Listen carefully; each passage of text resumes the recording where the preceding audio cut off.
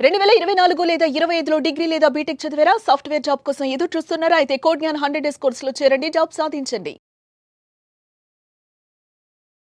నమస్తే విజయ మ్యామ్. నమస్తే ఉషా. పొజిటివ్నెస్ ఒకరిపైన ఒకరికి కొన్ని సందర్భాల్లో వైఫ్ దగ్గర హస్బెండ్కి, పిల్లల్లో పేరెంట్స్కి ఉండడం సహజం.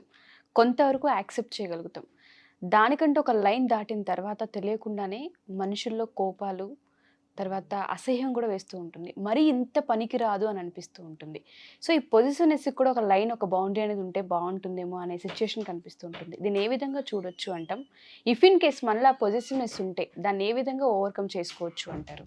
పొసెసివ్నెస్ కూడా కొంచెం ఉంటే బాగానే అనిపిస్తుంది. అంటే ఏంటి, సరే మన హస్బెండ్కో, మన బాయ్ ఫ్రెండ్కో, గర్ల్ ఫ్రెండ్కో మన మీద కొంచెం పొసెసివ్నెస్ ఉంటే ఏంటంటే అది ఓకే, మనకి వాళ్ళు ఇచ్చే ఇంపార్టెన్స్ లాగా కొద్దిగా అనిపిస్తుంది. అంటే ఏంటి, పూర్తి యాక్చువల్గా పూర్తిగా ఫ్రీడమ్ ఇచ్చి, పూర్తిగా స్పేస్ ఇచ్చి, మరీ ఎక్కువ స్పేస్ ఇచ్చినా ఒక్కొక్కసారి కొంతమందికి ఏం డౌట్ వస్తుందంటే, అసలు అంటే నేనున్నానని ఏమన్నా ఉందా, అంటే నా పాటికి నన్ను వదిలేసి ఇలా కొంతమంది అనుకుంటూ ఉంటారు.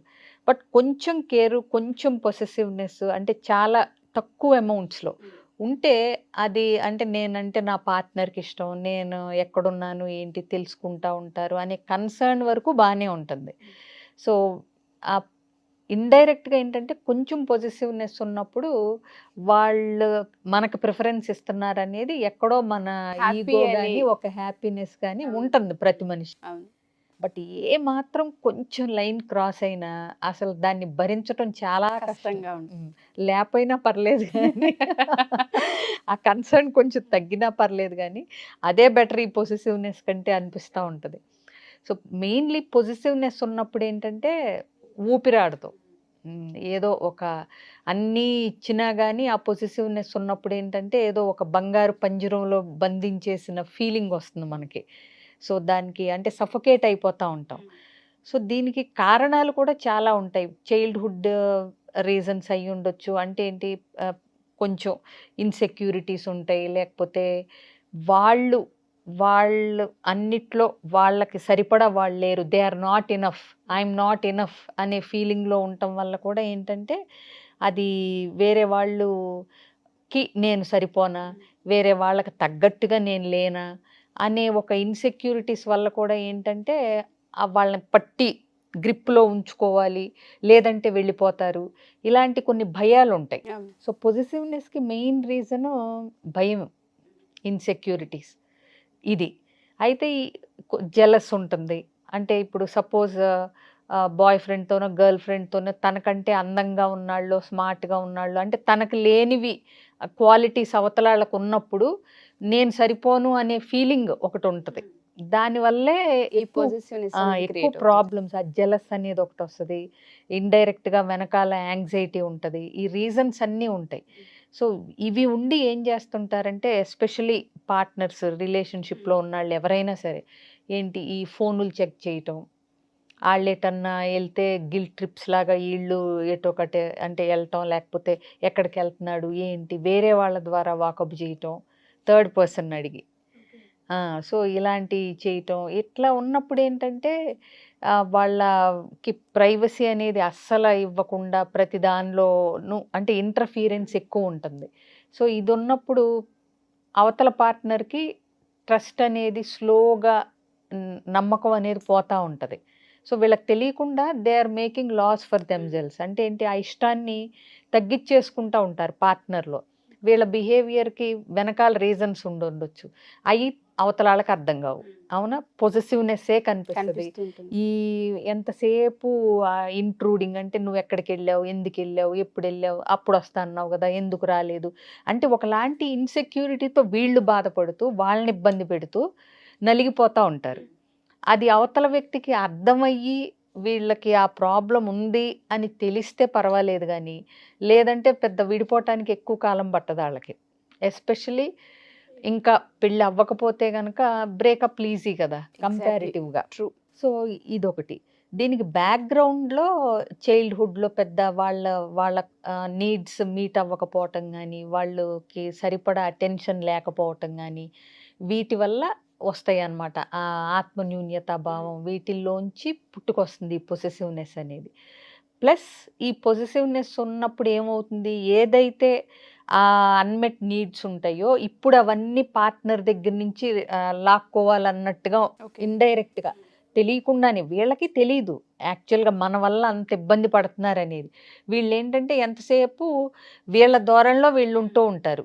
ఎక్కడ అవతల వ్యక్తి చేజారిపోతారో అని చెప్పి. సో, అందుకని చెప్పి పొసెసివ్‌నెస్‌కి మెయిన్ ఒక అంతర్గత కారణం ఉంటుంది అంటే ఒక రకమైన భయం, ఇన్ఫీరియారిటీ ఫీలింగు. ఇది రీజన్. సో, బట్ అవతల వ్యక్తులు గనక వీళ్ళకి చెప్పగలిగితే you are becoming too possessive, దీనివల్ల మన రిలేషన్‌షిప్‌కి నాకు Affect అయ్యే ఇబ్బందికరంగా అవకాశం ఉంది అని గనక షేర్ చేసుకోగలిగితే, అండ్ ఎట్లా చెప్పాలంటే నేను కూడా ఉంటాను నీతో పాటు అసలెందుకు, why can't you trust me, let's deal with it together అన్నప్పుడు ఏంటంటే యువతల వాళ్ళు కూడా ఎవరైతే పొసెసివ్‌గా ఉంటున్నారో వాళ్ళు చెక్ చేసుకోగలగాలి. అసలు ఏంటి నా ప్రాబ్లం, అండర్లయింగ్‌గా నేనేం ఫీల్ అవుతున్నాను, భయం ఫీల్ అవుతున్నానా, జెలస్ ఫీల్ అవుతున్నానా, లేకపోతే నాకేమన్నా ఇన్సెక్యూరిటీస్ ఉన్నాయా, నేను ఎందుకు ఇట్లా బిహేవ్ చేస్తున్నాను అనేది ఒకసారి ఎవరికి వాళ్ళు అనలైజ్ చేసుకోగలగాలి. చేసుకుని అవి అంటే సాల్వ్ చేయగలగాలి. ఓకే. సో ఎందుకు ఇట్లా, ప్లస్ అవతల వ్యక్తి ఏంటి, నేను ఇట్లా జెలస్ ఫీల్ అవుతున్నాను అనవసరంగా, బట్ అవతల వ్యక్తి మీద నాకు ట్రస్ట్ ఉందా లేదా. సో ఇట్లా అనలైజ్ చేసుకుని అవసరమైతే పార్ట్నర్ హెల్ప్ తీసుకుని అయినా సరే అందులోంచి బయటికి రాగలగాలి. ఇంకోటి హౌ టు స్టాప్ అని కనుక మనం అంటే కనుక దీన్ని ఎలా అసలు overcome చేయాలి? అంటే ఫస్ట్ అసలు సెల్ఫ్ మీద ఆ కాన్ఫిడెన్స్, తనకి తాను సరిపడా ఐఎమ్ ఇనఫ్ అన్నాను కదా ఇందాక నేను, అవి పెంపొందించుకోవాలి. అంటే ఏంటంటే నేను ఎప్పుడు చెప్తూ ఉంటాను, మన కప్పు ఫుల్గా ఉంటే మనం ఎవరికన్నా ఏదన్నా ఇవ్వగలం, అవునా. సో మన కప్పే అసలు ముందు ఎవరో వచ్చి దాన్ని ఫిల్ చేయాలి, అప్పుడే నేను ఇనఫ్, నాకు సరిపోతాను, నాకు సరిపడా ఏదన్నా వస్తుంది అనటానికి లేదు అసలు. నీ కప్పు ఎప్పుడు నువ్వే నిండుగా ఉంచుకోవటానికి ప్రయత్నించాలి. ఎగ్జాక్ట్లీ. సో అందుకని నువ్వెట్లా నీకు సరిపోతావు, నువ్వు ఐఎమ్ ఇనఫ్ అని నువ్వు ఎప్పుడు అనుకోగలుగుతావు అనేలాగా నీలో ఏం డ్రాబ్యాక్స్ ఉన్నాయో అవన్నీ నువ్వు ఓవర్కమ్ చేయటానికి నీ అంతటి నువ్వు ట్రై చేయాలి. So evaluate your self, increase your self confidence, ఇవి చేయగలగాలి. సో ఇందాక చెప్పినట్టు నేను ఆ ఫీలింగ్స్ ఏంటి, జెలస్ ఫీలింగ్సా, లేకపోతే నాకు ఇన్ఫీరియారిటీ ఫీలింగా, లేకపోతే ఏ ఏరియాస్లో నేను ఇలా రియాక్ట్ రియాక్ట్ అవుతున్నాను, ఎలాంటి వ్యక్తులు పార్ట్నర్ని కలిసినప్పుడు నేను ఇన్ఫీరియర్గా ఫీల్ అవుతున్నాను. బికాస్ ఇప్పుడు మనం చదువుకోలేదనుకోండి, ఎడ్యుకేటెడ్ వాళ్ళు నలుగురు వచ్చి మాట్లాడుకుంటున్నప్పుడు మనం ముడుచుకుపోతాం తెలియకుండానే, అవునా కదా. అట్లాగే నలుగురు బాగా మాట్లాడే వాళ్ళు వచ్చినప్పుడు, లేకపోతే ఏదో ఒకటి మన దగ్గర లేదు వాళ్ళ దగ్గర ఉంది అనుకున్నప్పుడు మనం ఇన్సెక్యూరిటీలోకి విత్డ్రా అయిపోతాం. సో ఎవరి కెపాసిటీ వాళ్ళది, ఎవరికి ఉండే ఇది అర్హతలు వాళ్ళకు ఉంటాయి.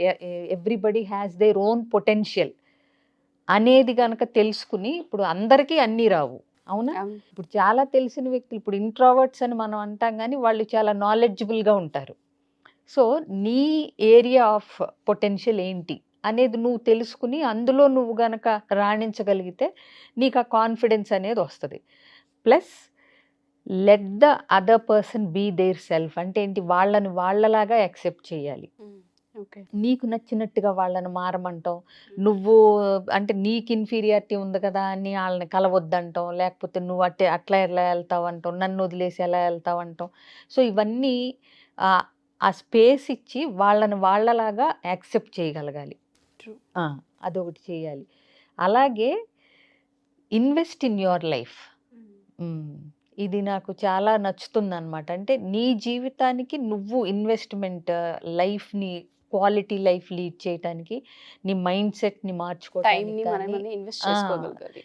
సో నీ గురించి నువ్వు కేర్ తీసుకుంటున్నప్పుడు నీ దృష్టి అంతా పక్కనాళ్ళ మీద నుంచి కొంచెం మన మీదకి మరల్చుకుంటే మనం ఎట్లా ఇంప్రూవ్ చేసుకోవాలి, మనం ఎట్లా ఎదగాలి, మనం ఎట్లా మన డ్రాబ్యాక్స్ని ఓవర్కమ్ అవుతూ ఫ్లరిష్ అవ్వాలి అనేది సెల్ఫ్ కేర్, సెల్ఫ్ లవ్ అనేది ఉంటే గనక అవతల వాళ్ళ మీద అంత పొజిటివ్గా ఉండాల్సిన అవసరం తర్వాత నీకే కనిపించదు.